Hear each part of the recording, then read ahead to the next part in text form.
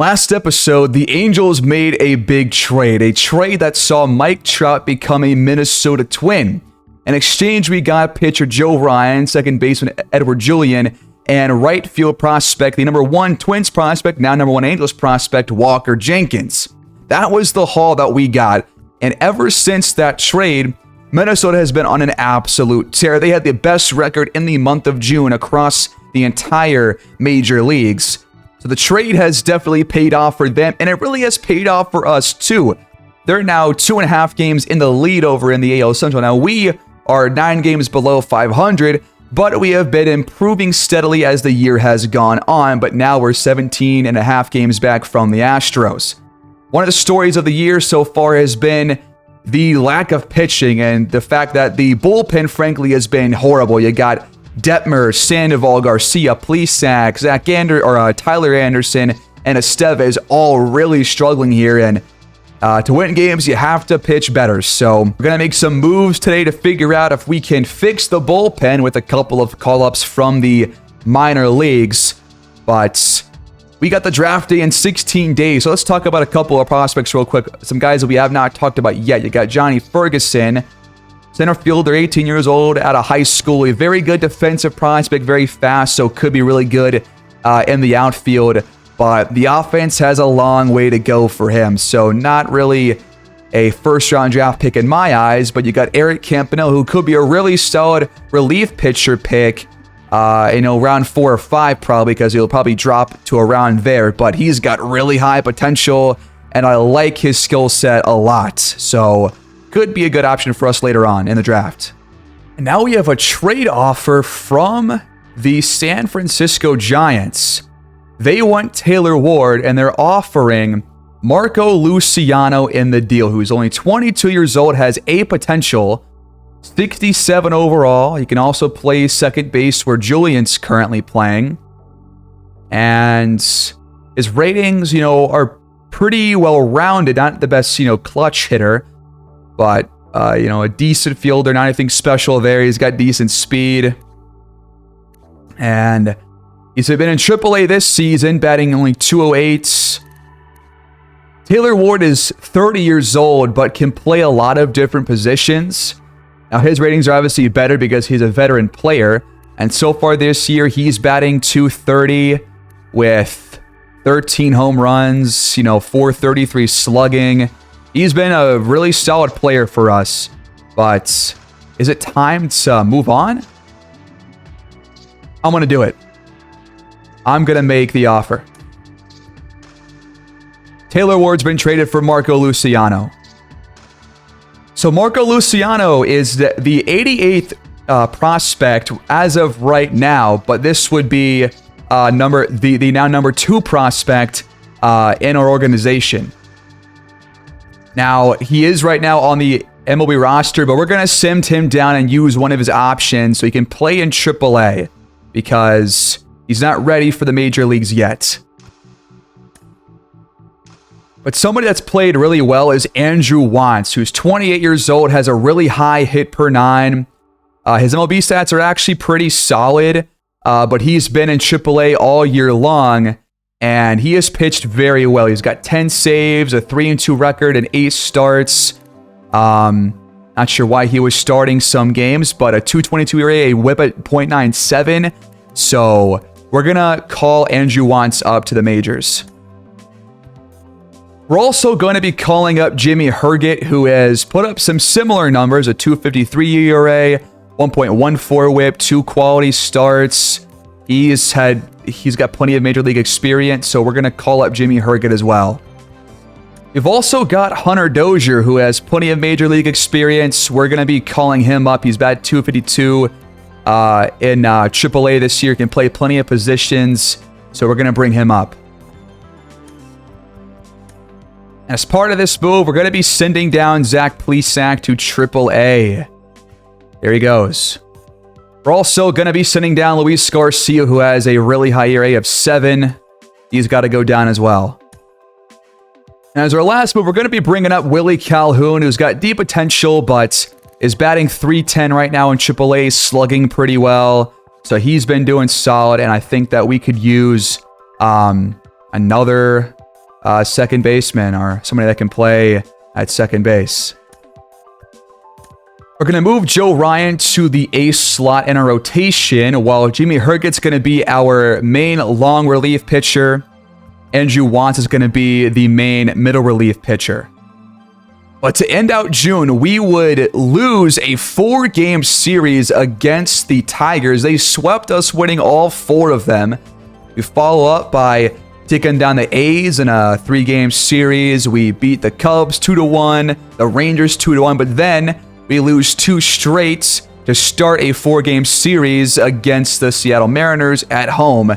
So might want to watch a game against them before we get to the draft, or maybe after the draft, but we'll see. We are on draft day right now, I think, so I have to do that first. But in the minor leagues, Ben Joyce struggled in June with a 6.35 ERA. He's been on this farm system list a couple of times during these monthly updates. Caleb Ketchup was very solid at second base in AA. And you had Michael Darrell Hicks in AA as a starter with 37 innings and a really solid ERA during the month of June. Meanwhile, Davis Daniel in AAA as a starter played very well. 1.09 ERA over 33 innings. That is impressive. Meanwhile, you got Logan O'Hoppe second in All-Star voting. Julian and Drury in 4th and 5th at second base. And then Zach Neto in 6th at shortstop. So these guys will all probably miss out. But Mike Trout is by far the best center fielder, at least in the American League. But one last prospect that I found is Geraldo Franco, who I think is probably going to be a first-round draft pick because this guy can do it all immediately. Not only are his future projections very, very good, but his present numbers are elite. He can immediately play in the majors. He'll start, obviously, in the minors, wherever he gets drafted to. But I think he's a really solid option. Now, I added a lot of prospects to our board. Most guys that we've scouted so far that I actually liked. I spent some time going through these.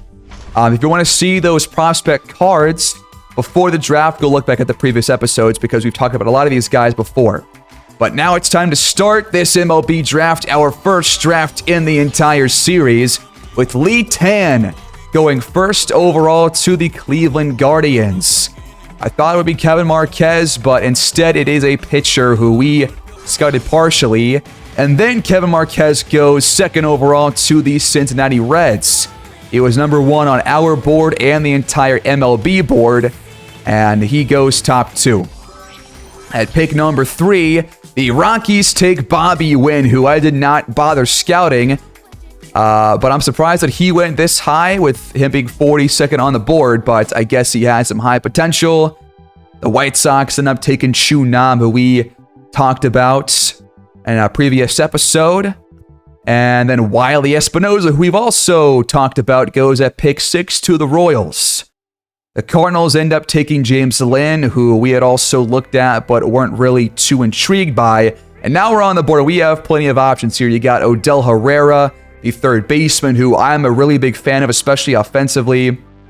I feel like for him, he could definitely be an immediate, really good batter against, major league quality pitching, but the defense needs a lot of work. You got Will Juarez here, who's a second baseman, can play third or short, and he's more well-rounded, but less offensively inclined. But then you got Geraldo Franco again here, who is 36 on our draft, ranked 45th on the MLB board, but he is just the complete package, man. I know that his potential is not as high as the other 2 guys that we talked about, but he can do it all. And if you're thinking about pitcher, you could go for Drew McCann, who looks really solid overall. No real major problems there in his repertoire. Richie Kurtz could be an option, but some of these guys aren't supposed to go until later on. So it might be smarter to wait on the pitchers, but Doug Chandler's got really high potential despite the low hit and home run per 9.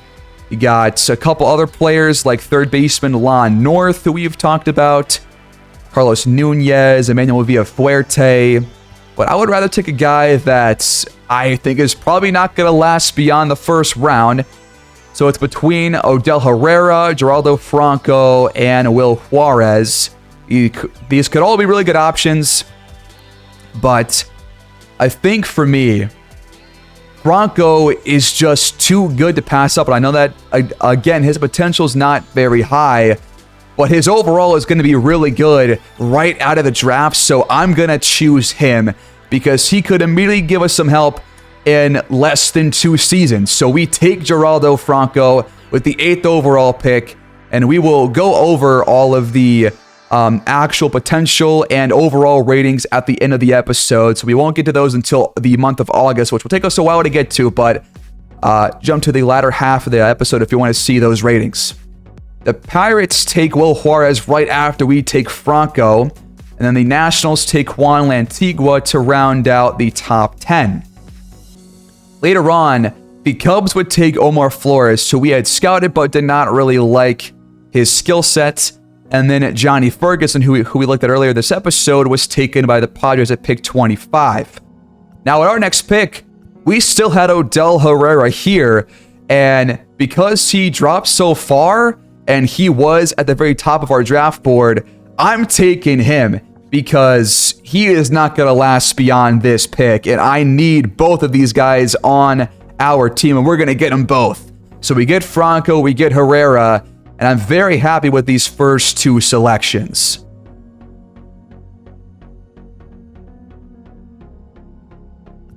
Into round 1C, this is the competitive balance part of the round, and we got Doug Chandler still on the board, and he's got the really high potential. Do we take him? I definitely am thinking about going pitcher here with this pick because we haven't taken one so far, and pitching is the worst part of our Major League roster, so if we can get some really top pitching prospects in the farm system, that would really help out the future of this team in the bullpen and in our starting rotation.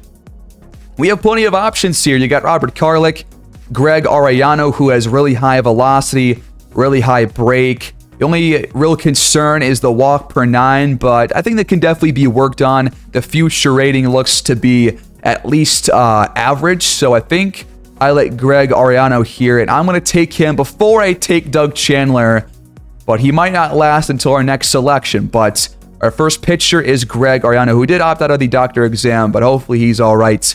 And Chandler is still here in round 3. So despite the low hit per 9 and the low home run per 9, I still feel comfortable taking Chandler because of that high potential. We haven't taken a player based off their potential yet, but now we do. In round 4, we have one player left on the draft board, and it's Robert Carlick, who we had looked at previously. He's also a really high potential starting pitcher.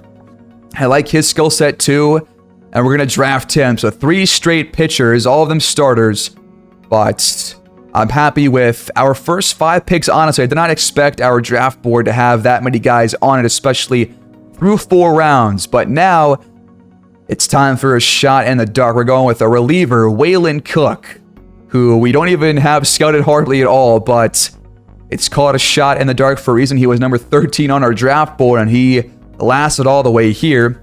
Then we go with a defensive player in Tim Scott at third base, who has a lot to work on the offense, but the defensive ratings were there out of the draft, so happy with that pick. And that is going to be our final selection. You won't know about these guys until August 1st, so we'll see about that. But we end up winning Game 3 against the Mariners, so now we have a chance to come out of the series with a tie.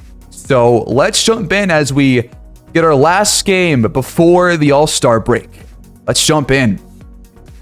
We're going to have Joe Ryan on the mound today here at home at Angel Stadium. So our second straight episode, getting a good look at him.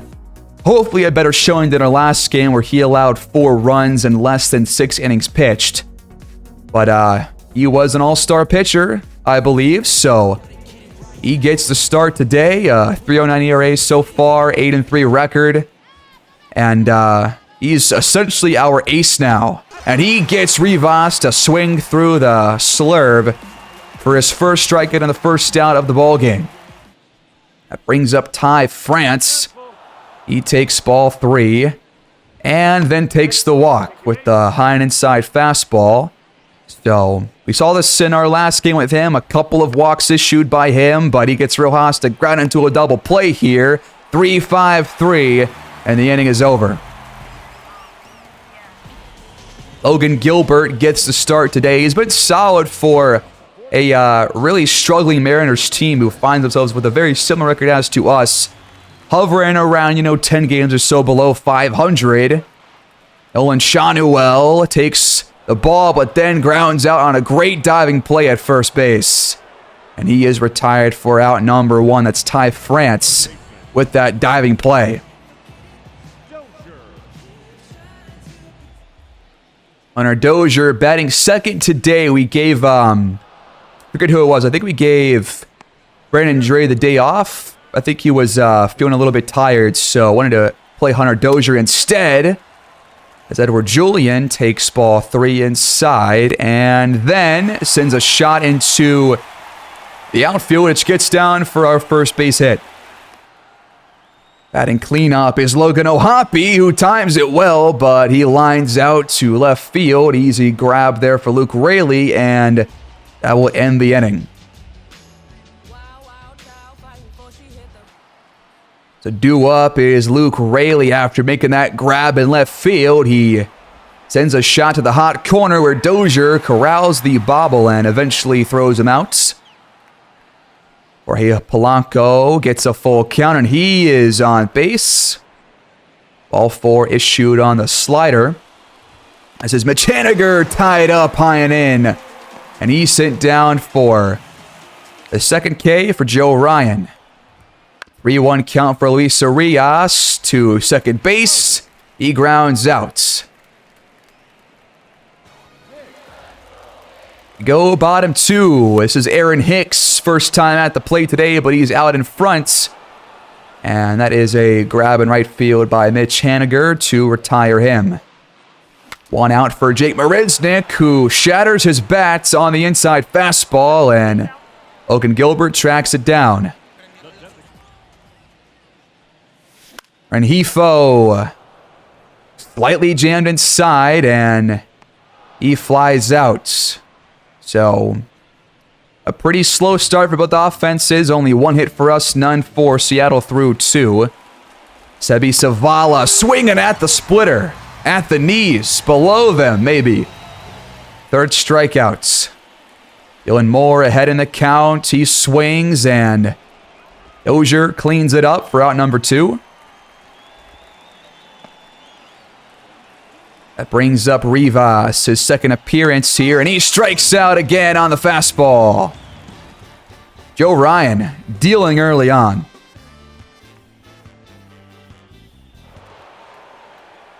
Zach Neto third on the Angels in hits this season, and he could not commit to the swing, but probably should have. That's Logan Gilbert's first K. So the 9th place batter, Willie Calhoun, who's gotten off to a good start and his very few appearances thus far, but nothing doing there. So 2 outs for Nolan Shanuel. And he sends a shot into left field, but Luke Raley can easily track it down, and a quiet game continues. A pitcher's duel brewing here at Angel Stadium. This is Ty France swinging through the fastball for strike number 2. Joe Ryan gets him to swing on the outside. Having a lot of fun pitching with Joe Ryan right now. He just gets guys to swing on a whole host of pitches, and when they make contact, they really don't make a whole lot of it either. That is an ugly swing from Luke Raley. He gets tied up inside and looks at strike 3 to end the 4th.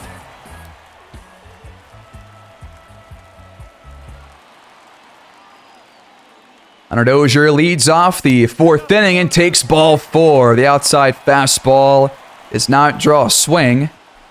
First walk issued by Gilberts. Now a 3-2 count for Julian, who singled back in the 1st inning. And he will do it again here as Dozier moves to second base. 2 men on, no outs. Julian 2 for 2. Ohtani grounds it to the hot corner. It's going to be a double play. Third base to first. And that is one of the worst outcomes you can have with a guy on first and second. Head in the count. This is Aaron Hicks with a shot to the left center gap, and that'll get down for extras, and that will score Edward Julian. An RBI double from Aaron Hicks, and the Angels strike first. Marisnick at the plate. He sends a ball into left field off the glove of Rayleigh, and that will score Hicks. A lucky break for us as Rayleigh tried to dive for it, but just couldn't hang on off the top of his glove. Marisnick is lucky to not be out there. And we increase our lead 2-zip. Rengifo gets one to drop, and we got 2 men on and 2 outs for the 8-spot batter, Zach Neto. Beautiful swing, the crack of the bat. It's a beautiful one, but Dylan Moore can track it down. Not enough air underneath it, and unfortunately off the perfect swing, we don't get any extra runs out of it. But the Angels jump ahead 2-0, able to string a few runs together, while Jorge Polanco grounds it to third base, and Dozier makes a throw in time. A couple of bobbles there through less than 5 innings, but he's made both throws. This is Mitch Haniger down on strikes looking. The Mariners just cannot figure out Joe Ryan right now. He's placing the ball in some beautiful spots right below the knees at the bottom of the zone. Luis Urias grounds it to Julian, and the 5th is over. Just like that, Joe Ryan has a no-hitter brewing right now. This is Willie Calhoun back up, his second plate appearance, and he sends a high flyer to right field, but not much movement and not enough air underneath it. Haven't really seen much power from the Angels lineup in this ball game. Got plenty of solid swings, but have not been able to get much pop off of the bat. This is Dozier once again. Timed it well on the low slider, but an easy play at short for Rivas, who's a top 20 prospect for the Mariners, but he's playing right now in the majors. Sebi Zavala sends the first ball into the outfield. That is the first movement by any outfielder for the Angels, man. They've had really nothing to work with here. Everything's been in the infield, and this will stay there from Dylan Moore. Julian makes the throw for out number 2. Joe Ryan's pitch count getting up there, up to 95 on this pitch, and Rivas breaks up the no-hitter with the automatic double. He's had a horrible season so far average-wise, but he breaks up the no-hitter for Joe Ryan, and that's going to be it for Joe Ryan. I'm not going to keep this guy out there. Despite only 1 hit being allowed, he was up there, and pitch count was near 100. Maybe could have gotten him through a quality start there if we can come out on top in this game. But I want to see what Jimmy Herget can do. We called him up. He's only pitched 4 innings so far, but has been, solid in his few appearances. He gets Ty France to fly out here to center field for Jake Marisnick, and the inning is over.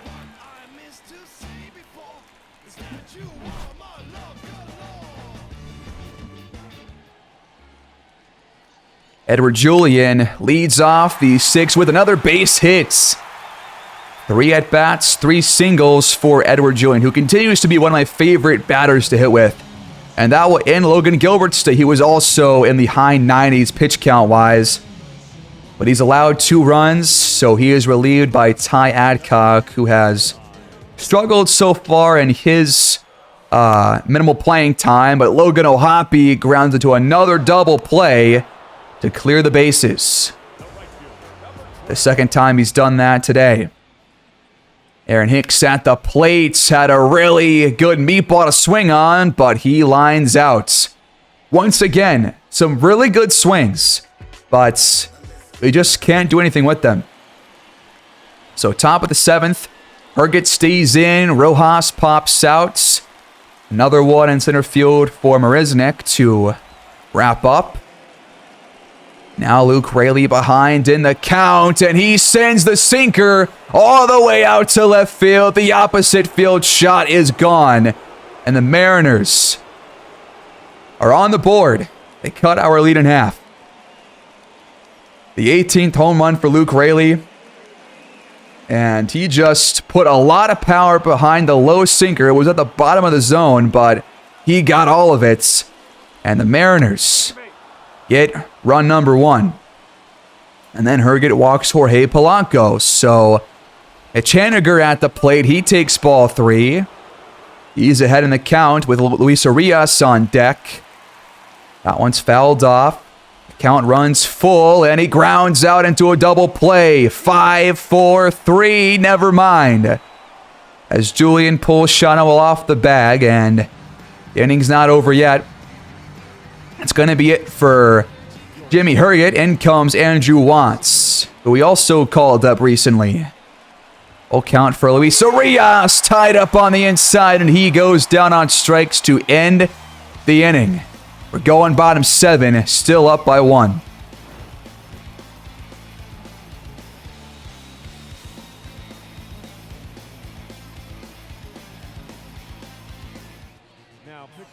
Gregory Santos is going to relieve Ty Adcock.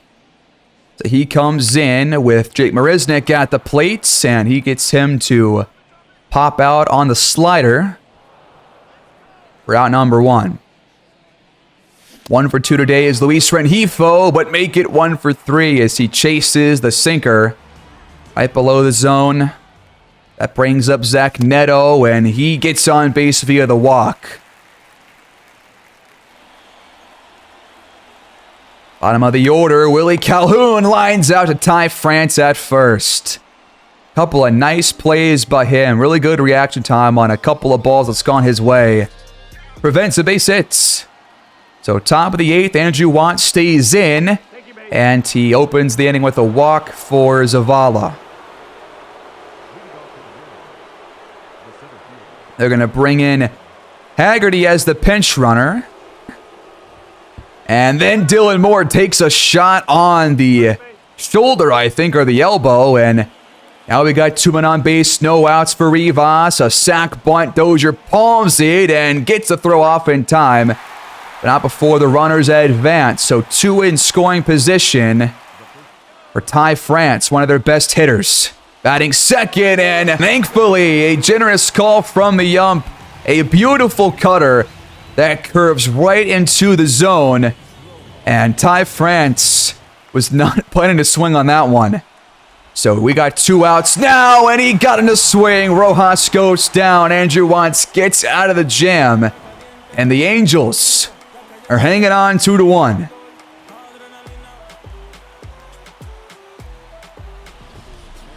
In comes Tyler Saucedo, who's been honestly horrible this season. Kyle Raleigh, the sub catcher. Opening against Olin Shotwell, who lines out right to the hot corner. Luis Urias, a nice reaction time there for out number 1. Even count for Dozier, and he is down on strikes for out number 2. Edward Julian, perfect day so far, but now he's 3 for 4 on the pop out. Urias under it, and we're going top of the 9th. A chance to close this game. We're 3 outs away. And we're going to keep Andrew Watts in the game. He's been solid, and we're going to let him get a save opportunity here. Up 2 runs to 1. Luke Raley lines out to Julian for the first out. This is Jorge Polanco, his 3rd plate appearance of the ball game, and that was not where I wanted that pitch to be, but luckily not enough power behind it for out number 2. It's Haniger behind the cutter. Pitch number 37 from Watts. Got him to go around. He thought twice about it, and that was a mistake. The Angels hold on to win 2-1. And we even the series up and get out of it despite losing the first 2 games. We win these last 2 in pretty good fashion. Really impressed by the bullpen here in this ball game. They were great. Joe Ryan was absolutely fantastic, and the bullpen did not let him down. The Angels win by 1.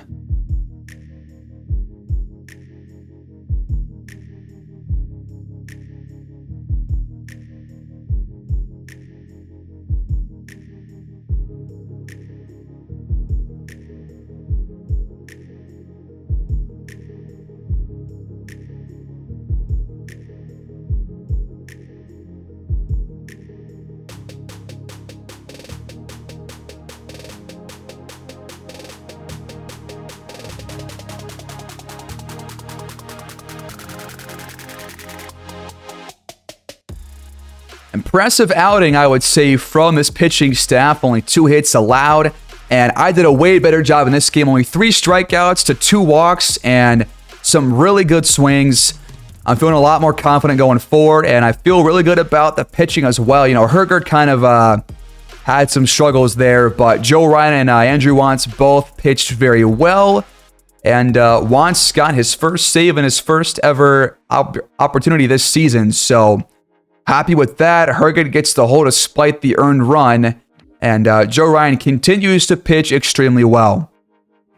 Now, with only a couple months left on the schedule, I'm going to skip through the Derby and the All-Star game just because I do want to focus on, moving through this first year a bit faster than the others. So I want to skip this and get to August. Now, Joe Ryan was officially an All-Star pitcher as the 5th guy, but he deserves this easily. He's been fantastic before the trade and afterwards. So happy with his performance. But then we lose Willie Calhoun, who was just recently called up to a dislocated ankle, which will end his season. He is done for the year. He will go on to the 60-day IL. As the corresponding move, we're going to call up Kyron Paris after adding him to our 40-man roster.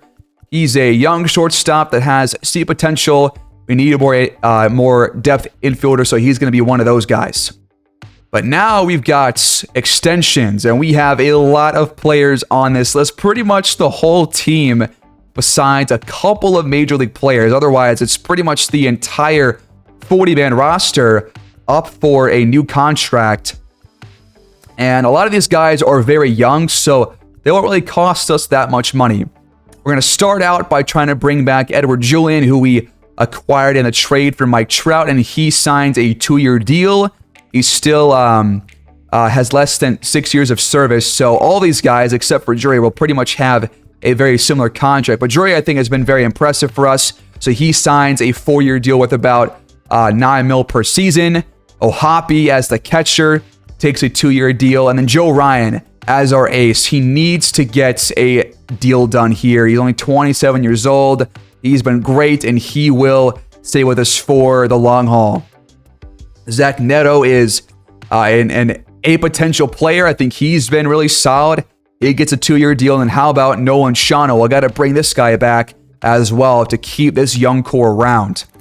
We've also got Silseth here, who has had 9 quality starts. He's been really solid this year. Has had some, up and down games, but he won't cost us that much. And all these guys, it's great to have such a young team now because we can really focus on the younger players like Reed Detmers, who, although has really struggled this year and last year, and has really only had 1 good season in 4 major league years of service, or just over 3 years of service. He is only 24, still has A potential, and he wouldn't cost us that much money, less than $3 million a season. So I feel comfortable rocking with Detmers for a little while longer. Don't want to give up on this guy too early because with that potential and the overall being so high, he's got a chance to really bounce back. There's also Marco Luciano up for a deal, who we acquired in the trade for Taylor Ward. And I got to bring this guy in because he's a top 100 prospect. So a 2-year deal, similar to Ohtani and Shanuel and the other young guys that we extend. We also get Mickey Moniak back off of the injured list. So he returns to the major league roster. He's also up for a contract, but I want to see more of him before I extend him. And we're going to send down Kyron Paris to AAA to make room for Moniak. Now, we are going to stop making trades this year. We're going to get through the deadline, and we end up in July sweeping the A's right after the All-Star break. We sweep the Mariners as well. Then we would split a 4-game series against the A's, and then we would lose the first 2 of a 3-game series against the Rockies. Both games only scoring 1 run each, but we played some good baseball. We are now climbing really close to 500, and our run scored has really caught up to the Rangers. So happy with that. But more minor league updates. Barrett Kent had a rough July. Adrian Placencia, who has been here a couple of times, batted well. The 283 average and 92 at-bats. Ben Joyce has appeared on this list almost every month with some up and down months as the year has gone on. But Jose Soriano, no runs allowed in AAA as a reliever. That is impressive. We end up taking down Colorado 6-2 to prevent the series sweep. We're now 52-57, but now it is time to view our draft picks. Here we go. Geraldo Franco has 67 potential, but he's a 75 overall. Should I don't know if I should probably raise his potential to at least 75, because if he's a 75 overall right now, I think his potential should be way higher, but we killed it on pretty much every other draft pick. Odell Herrera has 86 B potential. He's a 73 overall already. He could bat right now in the majors. This guy can immediately come in and DH for us against both lefties and righties and really provide some pop against right-handed pitchers, man. So very happy with this selection. Then we got Greg Arellano, who's got B potential. He's just below a 60 overall, but he's got some solid attributes here. Really good velocity, really good pitch break, and some good stamina. But got to work on the walk per nine and the pitching clutch. Doug Chandler's got 97 actual potential. That's A potential. He's got 4 pitches. Low hit per nine, low home run per nine, and low pitching clutch, but pretty solid K and walk per nine. Then we drafted Robert Carlick, who's also a 59 overall with 86 potential, which is a B. And he's got really high hit per nine, low K and home run per nine, but everything else is in a really solid starting place. I think he's my favorite of these pitchers so far. Meanwhile, Waylon Cook actually has C potential, so actually way better than I thought he was going to be. He's got 99 velocity, and that's definitely a strong thing to work with, but low hit per nine, walk per nine, and pitching clutch, and control is not the best, but he's only 18 years old. And our last draft pick was Tim Scott, the third baseman, 75 actual potential, 56 overall, can play first base. The offense needs work, but as we thought, he is automatically a really good defensive third baseman. So if the offense gets better, he'll be a really solid overall player. Overall, I'm really happy with all our picks outside of Franco, but I think that we should consider increasing his potential because he's going to be going down, which I don't think that makes any sense. I don't think that you should start with a lower potential than your overall, but maybe that actually does happen. Maybe that should be the case. I'm not really sure. We're going to go through some other players, see who the top picks were. So going through these, really nice pick here. Oliver Dobbs by the Mariners. Darrell Hoyer, 87 actual potential. Let's see. Barrett Theophanopoulos, who we had scouted, has only 72 potential, but Darren Lancaster's got 89. You got Eric Self here, a 75 overall out of the drafts. So solid selection there. Pretty bad draft class by the Mariners, all things considered, but they don't sign Dave Nicholson, who they took later on. No high potential prospects that we've seen compared to Doug Chandler, who's got that 97, until we see Kevin Watanabe, a closing pitcher with really high K per nine, really high hit per nine as well. And the fielding is pretty damn low, so if ground ball is going his way, he's not going to be grabbing that. You also got Rick Altman with 75 speed out there in center fields. And then here we go, the Nationals with 2 really solid selections. They got Juan Lantigua here, 95 potential as a pitcher, and he's already just below a 70 overall, high velocity, but honestly, low hit per nine, walk, and home run per nine. Luis Robles was also drafted. He's a starter with 91 potential, and pretty similar comparison as to Lantigua. They're not very different. And you got the Cubs. They drafted Dominic Diaz, but they did not sign Omar Flores. I can't even see his player card, so won't know if he was actually good or not. That's interesting. The Reds drafted Kevin Marquez, 2nd overall. He was a 72 overall player with high batting clutch. He's a really good batter and also just a really good overall player. They had a really solid draft class. They got Steve Young as a starting pitcher. He's got high potential. They also got left fielder Ben Murillo, who's got 98 potential. Wow, that is a really nice draft class from the Reds. Meanwhile, the Brewers didn't sign 3 of their top 4 draft picks, which that does happen sometimes. And they also didn't sign their final draft pick either. So that's interesting. The Pirates drafted Owen Castaneda, who's got high potential, but he's below a 50 overall, so probably won't reach it. James Lamb was at 82 potential at 58 overall, with some solid contact starting out, some solid speed there too. They drafted Cody French, who is a high potential catcher. And then a really solid 3 picks here from the Diamondbacks: Jesus Fabregas, Johnny Nolat, and Eric Nunez. So all 3 of them pitchers. That is really interesting. Then you got the Rockies with another 3 solid picks. They got Bobby Wynn, who's a really good, just an on-base batter. 93 potential, really good contact.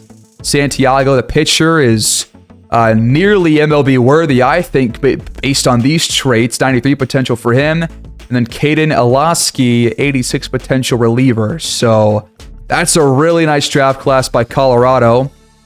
The Dodgers brought in Michael Keith and Michael Hodge. They both got a long way to go before they're ready for the major leagues. And Johnny Ferguson, who we scouted, wasn't very good. He's got high speed, high defensive ratings, but the batting needs a lot of work. They also drafted Adolfo Sosa and Roger Studer with some really solid potential ratings. The Giants did not sign Chris Ponce or Andre Russell, so we won't know about them until somebody else picks them up, or if we do, we should look at that as an option.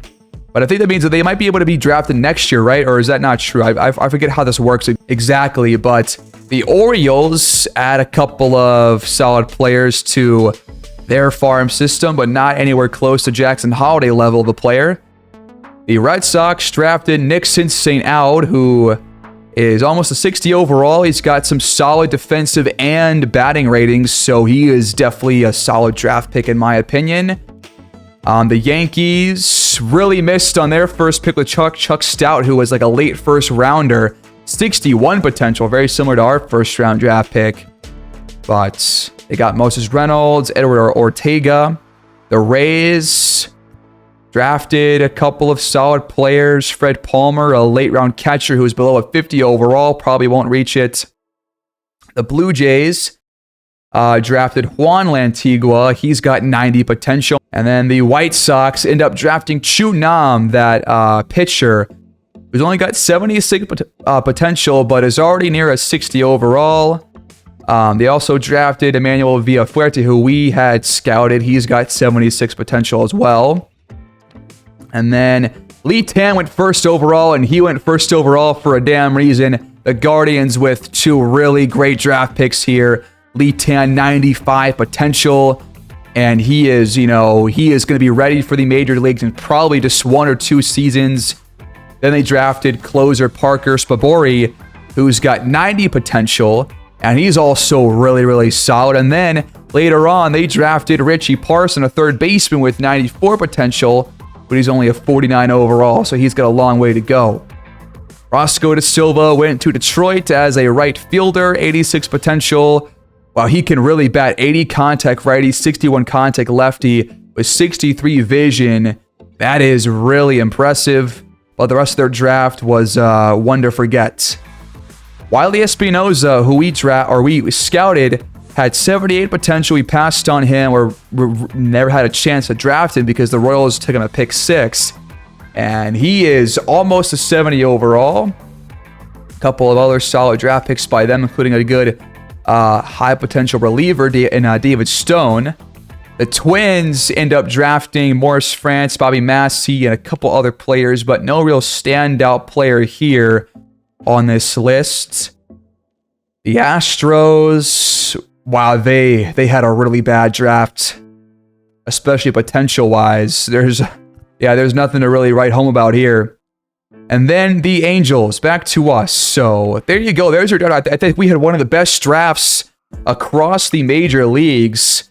So even though, you know, Franco has low potential, should we increase Franco's position, or Franco's position to see potential to a 75 or so? I feel like, I don't know, but maybe that's a cheap call on my part. But if somebody starts at a 75 and they're pretty much major league ready right off the bat, but they have potential less than their overall, does that really make that much sense? I mean, I could see it as somebody who does not really improve beyond where they come into the draft from, but to have 67 potential, that means like he's just going to get worse no matter what we do. So I don't know if I feel good about that, but Herrera is a 73 overall. He is definitely major league ready, at least batting wise. So I'm very happy with this draft class. And that is how we're going to close the episode, folks. What are your thoughts on the draft? What are your thoughts on the season to this point? We are climbing back up towards 500, so we're going to have probably a worse draft position in next year's draft. But there you go. This is your draft class. Let me know your thoughts down below on the players that we took.